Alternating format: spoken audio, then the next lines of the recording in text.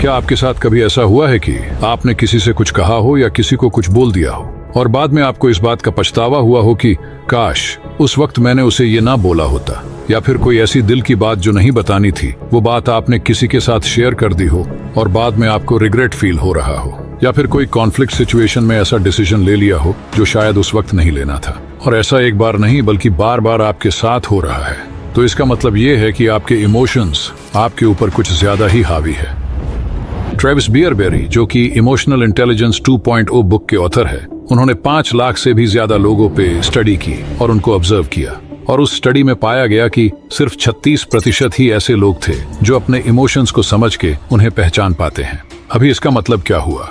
इसका मतलब यही हुआ कि हर 10 में से केवल 3 लोग ही ये समझ पाते हैं कि आखिर उन्हें गुस्सा क्यों आ रहा है या फिर वो दुखी क्यों है, और बाकी के 7 लोग वो बस अपने उन इमोशंस के बनाए चक्रव्यूह में ही उलझे रहते हैं बिना ये जाने कि आखिर उनके अंदर चल क्या रहा है। देखो, हम इंसान एक इमोशनल क्रीचर्स है, क्योंकि हमारी पूरी लाइफ हमारे इमोशंस के इर्द गिर्द ही घूमती रहती है, चाहे वो प्यार हो, गुस्सा हो, खुशी हो या फिर किसी भी प्रकार का डर हो। हमारे हर फैसले और हमारी हर एक प्रतिक्रिया के पीछे सबसे बड़ा हाथ हमारे इमोशंस का ही होता है। हमारे इमोशंस हमारे लिए एक गिफ्ट की तरह है, क्योंकि यही वो एक चीज है जो हमें इंसान बनाती है। लेकिन अगर इन्हें सही से समझा और मैनेज ना किया जाए तो यही इमोशंस हमारी सबसे बड़ी कमजोरी भी बन सकते हैं। ये इमोशंस ही इंसान को समझदार भी बनाते हैं और यही इमोशंस इंसान को पागल भी बनाते हैं। तो अब सवाल ये है कि आखिर कैसे आप अपनी इस सबसे बड़ी कमजोरी को अपनी सबसे बड़ी ताकत बना सकते हैं? आखिर कैसे हम अपने ही बनाए इन इमोशंस के ट्रैप से बच सकते हैं? चलिए जानते हैं आज के इस वीडियो में।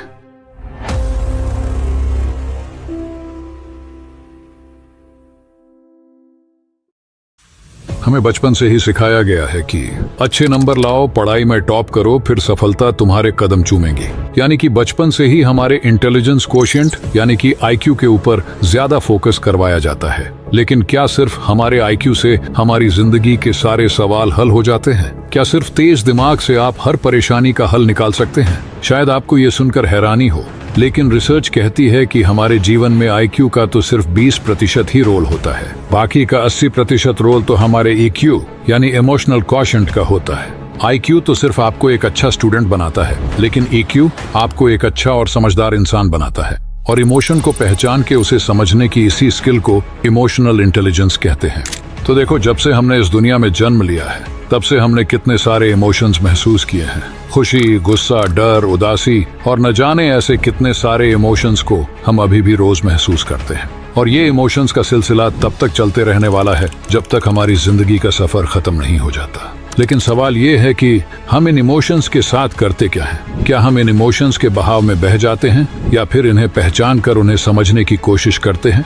ज्यादातर लोग अपने इमोशंस यानी कि अपनी भावनाओं में बहकर ही रिएक्ट करते हैं या फिर कोई निर्णय लेते हैं। कुरुक्षेत्र के मैदान में जब अर्जुन अपने ही भाइयों, दोस्तों और अपने गुरु को सामने देखते हैं तो उनका दिल भारी हो जाता है। अर्जुन कहते हैं कि सामने सब मेरे अपने ही हैं और मैं अपनों के साथ ही कैसे युद्ध कर सकता हूँ, और वो अपना धनुष छोड़ देते हैं। उस वक्त अर्जुन के ऊपर सभी प्रकार की भावनाएं हावी हो चुकी थी। वो अपने कर्म को भूल के अपनी भावनाओं में बह गए थे। लेकिन फिर भगवान श्री कृष्ण अर्जुन को इन भावनाओं के बहाव से बाहर निकालते हैं और वे उसे कर्म का सिद्धांत देते हैं। और अगर आप श्रीमद् भगवद गीता को ध्यान से पढ़ोगे तो वहाँ हमारे इमोशंस यानी हमारी भावनाओं को लेके सिंपल लेकिन बहुत गहरी बातें सिखाई गई हैं। और ये सिर्फ अर्जुन के लिए ही नहीं बल्कि हम सभी पे लागू होता है। अभी आप 1 मिनट के लिए सोचिए और अपनी लाइफ को थोड़ा रिवाइंड कीजिए। ऐसे कितने फैसले याद आते हैं जो आपने शांत होकर सोच समझ कर लिए हों, और ऐसे कितने फैसले थे जो आपने गुस्से में, डर में, बहुत खुशी में या फिर निराशा जैसे इमोशंस में आकर लिए थे? यहाँ आप देखेंगे कि जितने भी फैसले आपने इमोशंस में आके लिए थे, ज्यादातर वो डिसीजंस गलत ही साबित हुए होंगे, क्योंकि वहाँ आप शॉर्ट टर्म फीलिंग्स को लॉन्ग टर्म कॉन्सिक्वेंसेस से ऊपर रख देते हैं। और जो इंसान इन इमोशंस को समझ पाता है वही एक सही निर्णय ले पाता है। इमोशनल इंटेलिजेंस सिर्फ एक स्किल नहीं है बल्कि ये एक आर्ट है। इमोशनल इंटेलिजेंस का मतलब है अपनी और दूसरों की फीलिंग्स को समझना, उन्हें सही तरीके से हैंडल करना और ऐसे एक्शन लेना जो उस सिचुएशन को बेहतर बनाए। लेकिन अभी इसका मतलब ये भी नहीं कि आपको इमोशंस फील ही ना हो और आप एक पत्थर दिल इंसान बन जाए। आपको खुशी भी होगी, गुस्सा भी आएगा और डर भी लगेगा, लेकिन आपको समझना ये है कि इन इमोशंस को कब और कैसे एक्सप्रेस करना है, और यही एक सबसे बड़ा आर्ट है। लेकिन इस आर्ट को सीखने से पहले हमारा ये जानना जरूरी है कि आखिर ये इमोशन हमारे अंदर बनते कैसे हैं और हम कैसे किसी भी इमोशन को फील करते हैं। तो इसे समझने के लिए हमें ये जानना होगा कि हमारा दिमाग एक पर्टिकुलर इमोशन पर काम कैसे करता है, और इसके लिए हमें इमोशन के मूल को जानना जरूरी है। तो इमोशन हमें दो तरह के ट्रिगर से महसूस होता है, एक है एक्सटर्नल ट्रिगर और दूसरा है इंटरनल ट्रिगर। एक्सटर्नल ट्रिगर में जैसे किसी का आपको अचानक से डरा देना, कोई अच्छी या कोई बुरी खबर सुनना, किसी प्रकार की स्मेल या फिर कोई भी बाहरी घटना का होना। और इंटरनल ट्रिगर में जैसे कि आपकी कोई पुरानी याद, भविष्य की चिंता या खुद को किसी मुश्किल में फंसा हुआ महसूस करना। अभी हमारे दिमाग में एक पार्ट है जिसे लिम्बिक सिस्टम कहा जाता है और इसे इमोशंस का सेंटर भी कहा जाता है। इसमें एक हिस्सा है एमिगडाला, जिसे इमोशंस का अलार्म सिस्टम भी कहा जा सकता है। ये दिमाग का वो हिस्सा है जो इमोशंस को पहचानने और रिएक्शन देने का काम करता है। जब भी कोई घटना होती है तो एमिगडाला इसे तुरंत स्कैन करता है और तय करता है कि ये घटना खतरा है या फिर नहीं। और दूसरा हिस्सा है हिप्पोकैम्पस।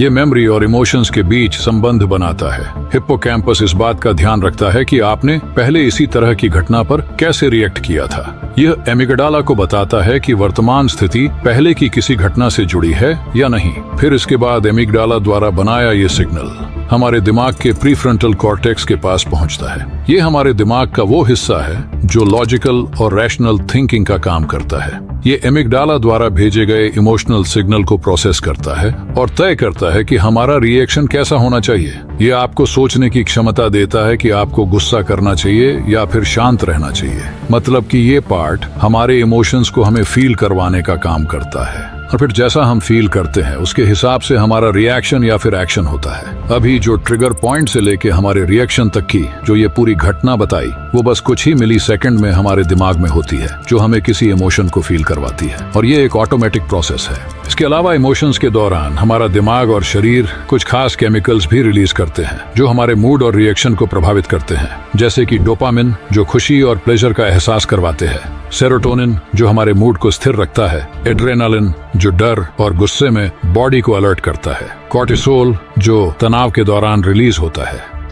लुइसा फील्डमैन बेरेट जो कि इमोशंस पर एक जानी मानी वैज्ञानिक हैं, उनकी थियोरी कुछ अलग कहती है। उनके हिसाब से emotions are not reaction, they are predictions based on past experiences. जैसे हमने पहले बताया कि किसी ट्रिगर पॉइंट से ही हम इमोशन महसूस करते हैं। जैसे कि अचानक आपको कोई पीछे आके चिल्लाए तो आप डर जाते हो, लेकिन लिसा की थ्योरी ये कहती है कि ये डर एक रिएक्शन नहीं है, बल्कि हमारे दिमाग का एक प्रेडिक्शन यानी कि भविष्यवाणी है। हमारा दिमाग हर एक पल अपने आसपास की चीजों को लगातार अब्सॉर्ब करते रहता है और यह तय करता है कि नेक्स्ट मोमेंट हमारे साथ क्या हो सकता है। और जैसे ही कुछ ऐसा ट्रिगर होता है तो वो आपको अपने पुराने अनुभवों के आधारित एक भविष्यवाणी करके आपको सचेत करता है। इसे एक एग्जाम्पल से समझाता हूँ। मान लीजिए आप एक सुनसान रास्ते पे जा रहे हैं और अचानक आपको पत्तों की सरसराहट की आवाज सुनाई देती है। तो इस आवाज को सुनते ही आपका दिमाग तुरंत ही आपके पास्ट एक्सपीरियंस में से ऐसी आवाज को स्कैन करेगा और तुरंत आपको सचेत करेगा कि शायद उन पत्तियों में एक सांप हो सकता है, क्योंकि आपने ऐसी आवाजें पास्ट में कहीं ना कहीं जरूर एक्सपीरियंस की होंगी या फिर कहीं देखी होंगी। अभी वहाँ सांप हो भी सकता है और नहीं भी, लेकिन वो एक प्रेडिक्शन करके आपको सचेत करने की कोशिश करता है। और यही लिसा फील्डमैन बेरेट की थ्योरी है। अभी आपको ये तो समझ में आ गया होगा कि हमारे अंदर एक इमोशन बनता कैसे है और उसकी पूरी प्रोसेस क्या है, लेकिन मैंने ये जो पूरी प्रोसेस बताई वो सिर्फ एक पर्टिकुलर इमोशन को लेके बताई है, जिसे जानना भी जरूरी था ताकि आपको ये पता चल सके कि इसमें हमारे दिमाग का क्या रोल है। अभी असल प्रॉब्लम तो तब स्टार्ट होती है जब आप एक ही प्रकार के इमोशन के लूप में फंसने लगते हैं, और ये लूप इतना खतरनाक होता है कि कब ये आपकी सोच और आपकी लाइफ को अपनी गिरफ्त में ले लेता है आपको पता भी नहीं चलता।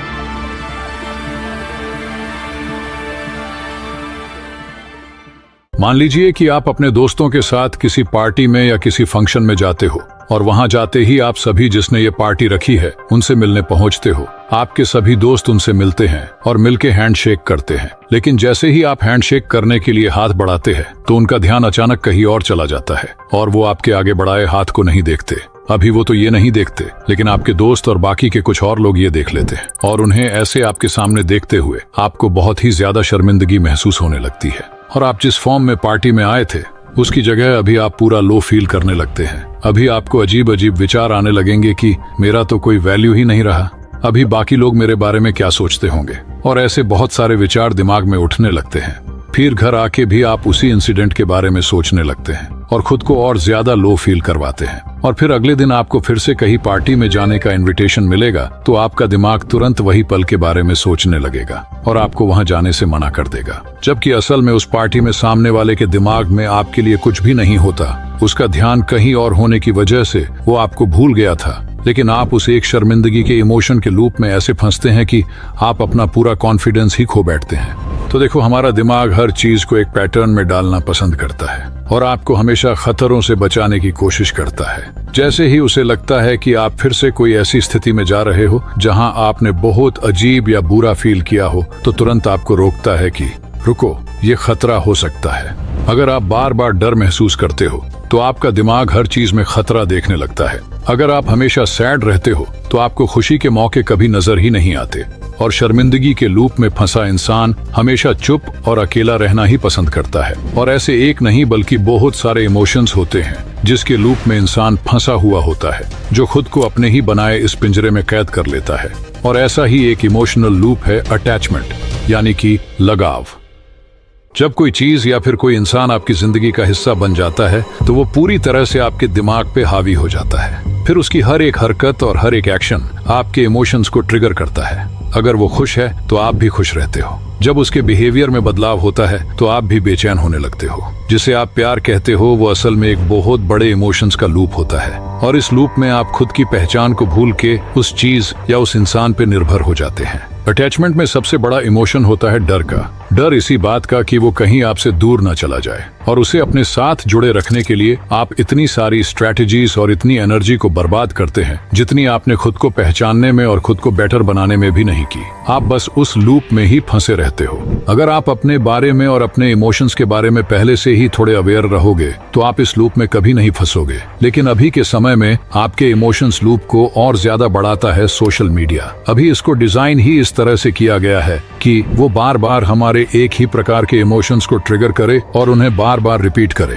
साल 2012 में फेसबुक ने एक ऐसा ही एक्सपेरिमेंट किया था जिसका नाम था इमोशनल कंटेजन एक्सपेरिमेंट। इसका मकसद ये समझना था कि सोशल मीडिया पर दिखाई देने वाले कंटेंट का लोगों के इमोशंस पर क्या असर होता है। फेसबुक ने करीब 6,90,000 यूजर्स के फीड्स में बदलाव किया, और इन यूजर्स को इस बात की जानकारी नहीं दी गई थी कि उनके ऊपर एक एक्सपेरिमेंट किया जा रहा है। अभी इसमें से आधे यूजर्स के फीड में ज्यादातर पॉजिटिव पोस्ट दिखाई देती थी और आधे लोगों को ज्यादातर नेगेटिव पोस्ट दिखाई देती थी। और फिर सभी यूजर्स की सारी एक्टिविटी को ऑब्जर्व किया गया, उनके लाइक्स, उनके कमेंट और उनके पोस्ट्स जैसी सभी चीजें। अभी जिन भी लोगों के सामने ज्यादातर पॉजिटिव पोस्ट आए थे उनकी ज्यादातर एक्टिविटीज पॉजिटिव देखने को मिली, वो भी पॉजिटिव पोस्ट अपलोड करते थे।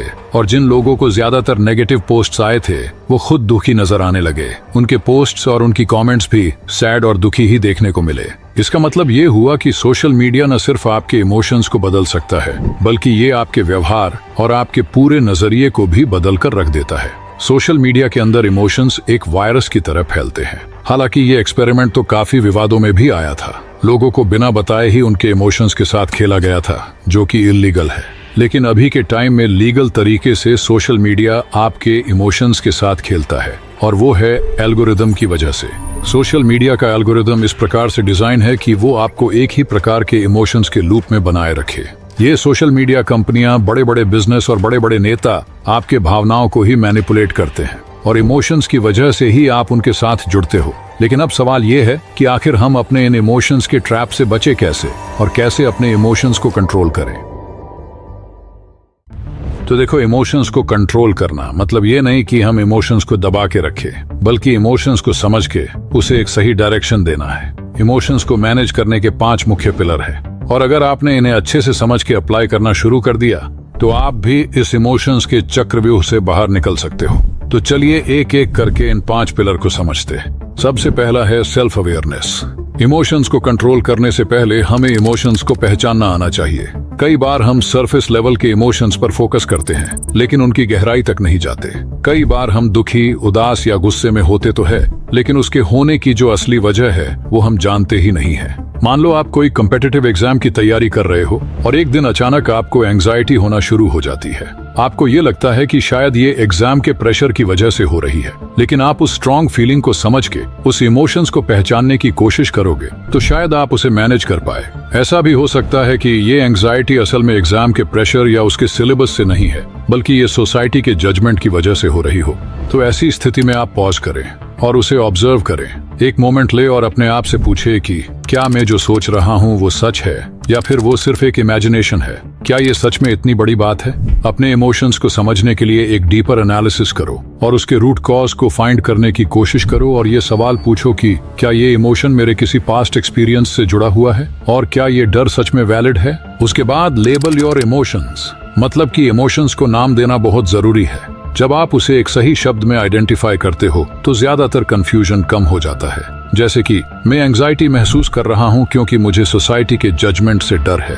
तो इस पूरी प्रोसेस को सेल्फ अवेयरनेस कहते हैं, जहां आप अपने विचार और अपने इमोशंस के प्रति अवेयर होते हैं। और अगर आपको सेल्फ अवेयरनेस के बारे में और जानना है तो उसके ऊपर मैंने पहले ही एक पूरा वीडियो बनाया हुआ है, जिसे आप बाद में जाके देख सकते हो। फिर नेक्स्ट है सेल्फ रेगुलेशन, मतलब कि इमोशंस पे रिएक्ट मत करो बल्कि रिस्पॉन्ड करो।